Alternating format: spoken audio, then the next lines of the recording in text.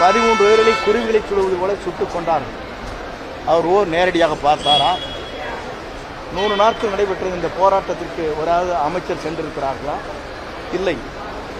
இன்றைக்கு அதையும் இதையும் பேசிக் கொண்டிருக்கிறார், ஒப்பிடுகிறார் என்று சொன்னால் இவர் முதலமைச்சராக இருக்கிற போது அப்போது சென்றிருக்க வேண்டும்.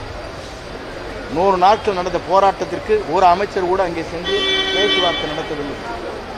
இன்றைக்கு இவர் பேசுகிறார்.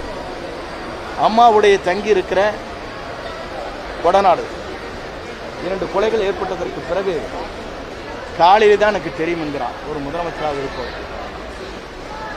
அது மட்டுமல்ல, அது தனியாரிடம். அதற்காக நான் சட்டமன்றத்தில் பேசியிருக்கிறார்.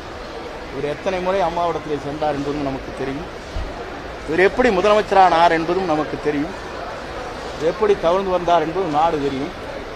அப்படி இருக்கையில் இவரை பற்றி பேசுவதற்கு அவரை பொறுத்தவரையிலும் அதற்கு தகுதி இல்லை என்பதைத்தான் அங்கே குறிப்பிட விரும்புகிறேன். ஏனென்று சொன்னால், மக்கள் ஏற்றுக்கொள்ளுகிற ஒரு மாற்றத்தை விரும்புகிற எதிர்கால தமிழகத்தை ஆளப்போகிற நம்முடைய வெற்றி கழகத்துடைய தலைவர் வெற்றி தளபதி விஜயால் மட்டும்தான் முடியும் என்பதை 2026 தீர்ப்பு வழங்க இருக்கிறது. அது யாராலும் எந்த சக்தியாலும் தடுக்க முடியாது.